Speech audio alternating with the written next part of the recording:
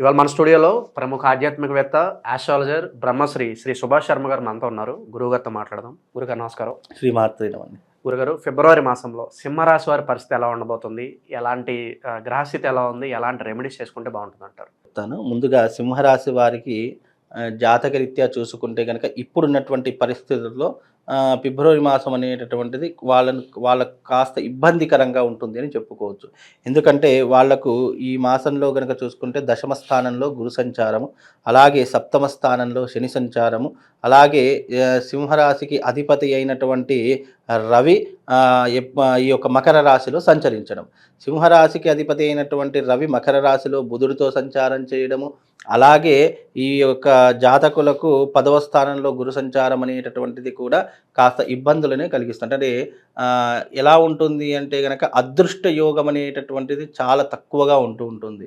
వీళ్ళకి ఏదైనా పని అవుతుంది అనుకుని చాలా దృఢ సంకల్పంతో వెళతాము, కానీ నిరాశ నిస్పృహలకి లోనవుతారు. అవకాశాలు వస్తాయి అని అనుకుంటాము, అవి చేజారేటటువంటి లక్షణాలు ఎక్కువగా ఉంటాయి. అలాగే ఈ సింహరాశి వారికి ఫిబ్రవరి మాసం అనేటటువంటిది కాస్త గడ్డు కాలము అని చెప్పుకోవచ్చు. వీలైనంత వరకు జాగ్రత్తగా ఉండే ప్రయత్నం చేసుకోండి. ఎవరికి పడితే వాళ్లకు నమ్మి డబ్బులు ఇచ్చి మోసపోకండి. ఎక్కువగా వీళ్ళ సింహరాశి వాళ్ళు ఏంటంటే డబ్బులు ఇచ్చి మోసపోతారు. ఏదో అంటే ఒక చిన్న సందర్భంలో చెప్పాలి అంటే నాకు తెలిసినటువంటి ఒక సింహరాశి జాతకుడు ఉన్నాడు. ఆ జాతకుడు ఎలా అంటే ఎవరిని పడితే వాళ్ళని గుడ్డిగా నమ్మేస్తాడు. మన వాళ్ళే అని ఫీలింగ్. అలా అంటే ఎదుటి వాళ్ళు ఎలాంటి వారు ఆయనకు అవసరం లేదు. మనకు లాభం వస్తుంది కదా, ఇప్పుడు ఒక ₹1,00,000 నేను ఇచ్చాను అనుకోండి, అబ్బా దీనివల్ల నాకు 10,000 లాభం వస్తుంది కదా అని ఆశకు పోతాడు. ఆశ కదా, అత్యాశకు వెళ్ళిపోతాడు. 10,000 రావు, ₹1,00,000 కూడా రావు, రెండు కూడా నష్టపోతాడు. కాబట్టి ఎప్పుడూ కూడా సింహరాశి వారు అలా తొందరపడి నిర్ణయాలు తీసుకోకండి. 1కి 10 సార్లు ఆలోచన చేసి నిర్ణయం తీసుకోండి. వీలైనంత వరకు డబ్బుని సేవింగ్స్ చేసుకునే పరిస్థితులను ఏర్పరచుకోండి. ఎందుకంటే మీకు తదుపరి డబ్బులు చాలా అవసరమవుతూ ఉంటాయి. తదుపరి మీ జీవితంలో తప్పకుండా డబ్బులతో పని అనేటటువంటిది ఏర్పడుతుంది. కాబట్టి మీ జీవితాన్ని డబ్బు అనేటటువంటి దాచుకునే ప్రయత్నం చేసుకుంటే కనుక సింహరాశి వారికి చాలా అద్భుతంగా ఉంటుంది. దశమ స్థానంలో గురు సంచారం వల్ల ఏమవుతుందంటే ఉద్యోగ మార్పిడి జరుగుతుంది. అలాగే ఉద్యోగంలో భంగం ఏర్పడుతూ ఉంటుంది. ముఖ్యంగా ఈ భూములు లేదా ఆస్తులు అమ్ముకునేటటువంటి పరిస్థితులు ఏర్పడతాయి. ఎవరైతే మనవాళ్ళు అని అనుకుంటామో వాళ్ళ దగ్గర నుండి ఎక్కువగా నీలాప నిందలు లేదా వాళ్ళ మాటలు పడడము, ముఖ్యంగా మనము ఎవరి దగ్గరనైతే తల ఎత్తుకోవాలనుకుంటామో వాళ్ళ దగ్గర తలదించుకునేటటువంటి పరిస్థితులు ఎక్కువగా ఏర్పడతాయండి. అందుకే కాస్త జాగ్రత్తగా ఉండే ప్రయత్నం చేసుకోవాలి. పరువు నష్టం కూడా బాగా జరిగే పరిస్థితి, పరువు నష్టము, తర్వాత మాటలు అధికంగా మాట్లాడడము, ఇవన్నీ జరుగుతూ ఉంటాయండి. అవి జీవితంలో ఒక పార్ట్ ఆఫ్ లైఫ్. కాబట్టి ఈ ఫిబ్రవరి మాసము అలాగే మార్చి మాసం కూడా కొద్దిగా జాగ్రత్తగా ఉండాలి.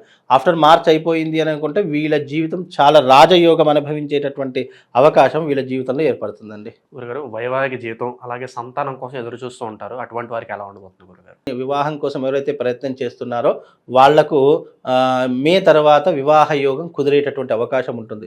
ఇక సంతానం కోసం ఎదురు చూస్తున్నటువంటి ముఖ్యంగా సంతాన విషయంలో ఒకటి చెప్తానండి.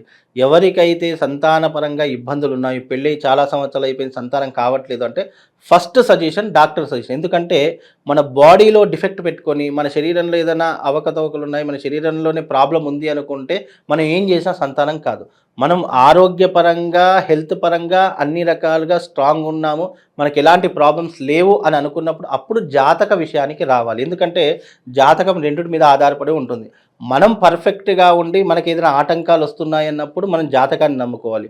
మన దాంట్లోనే లోపం ఉంది, మన దాంట్లోనే డిఫాల్ట్ ఉంది అని అనుకోండి, జాతకాన్ని నమ్ముకున్న ప్రయోజనం లేదు. ప్రతి ఒక్కరు కూడా చాలా మట్టుకు ఆలోచించాలి. ఎందుకంటే తప్పులు మన దాంట్లో పెట్టుకొని మనము ఇతరుల దగ్గరికి వెళ్ళి మన జాతకం చూయించుకోవడం అనేటటువంటి మూర్ఖత్వం. కనుక మనం పర్ఫెక్ట్గా ఉండి మనకి ఏదైనా ఇబ్బందులు వస్తాయి అని అన్నప్పుడు అప్పుడు జాతక పొంతలను చూసుకొని పూర్వజన్మ సుకృతం చేతనో లేదా మనం చేసుకున్నటువంటి పూర్వజన్మ కర్మానుసారంగానో మనకు ఆటంకాలు వస్తాయన్నప్పుడు దానికి పరిహారాలు చేసుకోవాలి. అంతేగాని మన జాతకమే అంటే చాలామంది ఏమనుకుంటారు, నా జాతకం దరిద్రంగా ఉంది, నా జాతకం నీచంగా ఉంది, అయ్యో ఎందుకు ఇలా అవుతుంది అంటే నువ్వు తప్పులు చేసుకున్నావు అనుకో, అప్పుడు ఎవడు ఏం చేయలేడు. నువ్వు సక్రమంగా ఉండి నువ్వు ఎవరికి అన్యాయం చేయలేదు, అయినా నీకు ఇబ్బందులు కలుగుతున్నాయి అని అంటే అప్పుడు జాతక విషయంలో ఏదైనా దోషాల వల్లనో గ్రహస్థితి వల్లనో నీ జీవితం ఇలా జరుగుతుంది అని అర్థం చేసుకోవచ్చు.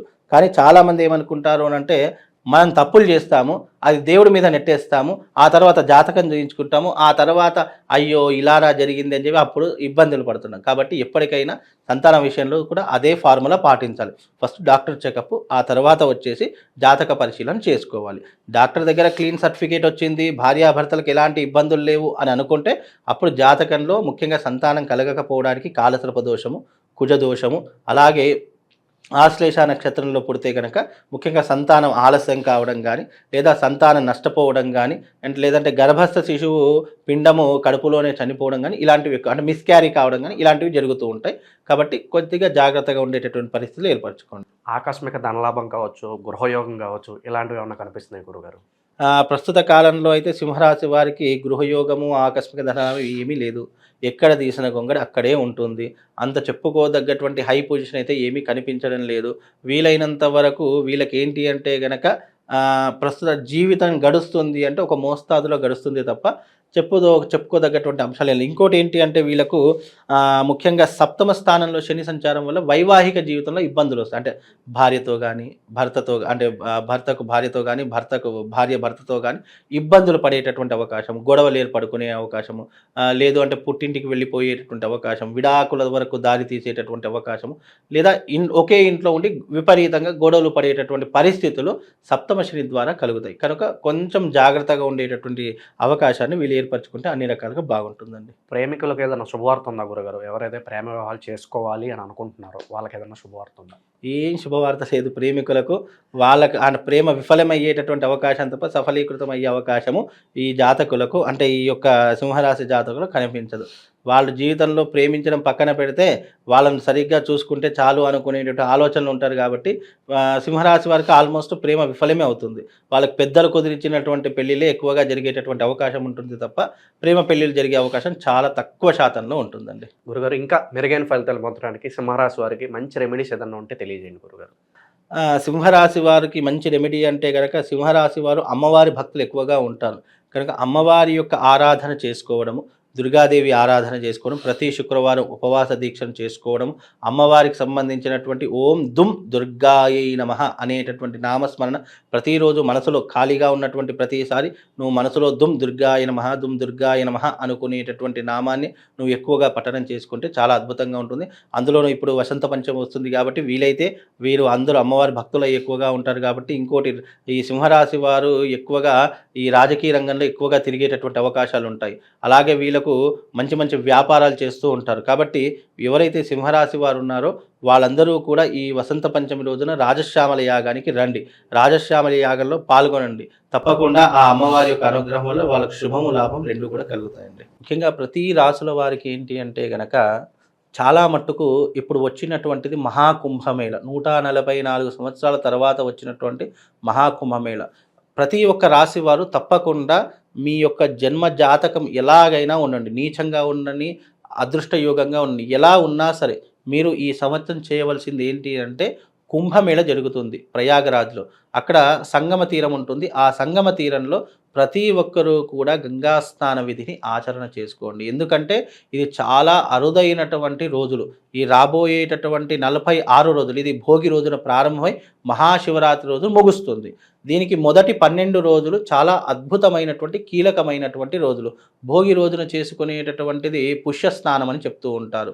అలాగే మకర సంక్రాంతి రోజున చేసేటటువంటి స్నానం చాలా విశేషమైనటువంటిది. అలాగే మౌని అమావాస్య 29వ తారీఖు రోజున వస్తుంది. అది కూడా చాలా విశేషమైనటువంటిది. కోట్లాది మంది భక్తులు ఆ రోజున వచ్చి స్నానం ఆచరిస్తూ ఉంటారు. అలాగే అఘోరాలు, నాగసాధువులు, ఇలా ఎంతోమంది కోట్లాది మంది వచ్చి స్నానం ఆచరిస్తూ ఉంటారు. ఎందుకు ఇంత పరమ పవిత్రమైంది అంటే అమృత బిందువులు పడినటువంటి స్థలం అది. మామూలుగా క్షీరసాగర మథనం జరిగినప్పుడు ఎప్పుడైతే ఆ యొక్క గరుకుమంతుడు ఆ యొక్క అమృత కలశాన్ని తీసుకొని వెళుతూ ఉంటాడో అప్పుడు దాని నుంచి 4 బిందువులు పడ్డాయి. అవి 4 పుణ్యక్షేత్రాలుగా మారి ప్రజలందరికీ కూడా, భక్త మహాకోటికి అందరికీ కూడా పరమ పవిత్రమైనటువంటి నదీ తీరాలుగా మన హరిద్వారు, ఉజ్జయిని, ప్రయాగరాజు ఇవన్నీ కూడా చాలా పరమ పవిత్రమైనటువంటి క్షేత్రాలు. కాబట్టి ఇప్పుడు మనకు వచ్చినటువంటి ఈ యొక్క నదీ తీరంలో ప్రయాగరాజులో మహాకుంభమేళ ప్రారంభమైంది కనుక అందరూ కూడా ప్రతి ఒక్క రాశి వారు వెళ్ళి అక్కడ స్నానం ఆచరించండి. వీలైతే అక్కడ నుంచి కాస్త నీళ్లు తీసుకొని రండి, మీ ఇంట్లో దాచుకోండి. మనకి ఏదైనా అశుభం జరిగినప్పుడు కానీ, ఇంట్లో ఏదైనా మైలా ముట్టు జరిగినప్పుడు కానీ ఆ నీళ్లు చల్లుకున్నా మనకు దోషం పోతుంది. కాబట్టి అందరూ కూడా కుంభమేళకు వెళ్ళి స్నానం ఆచరించండి. ఆ యొక్క పరమశివుడి యొక్క అనుగ్రహాన్ని అందరూ కూడా పొందండి.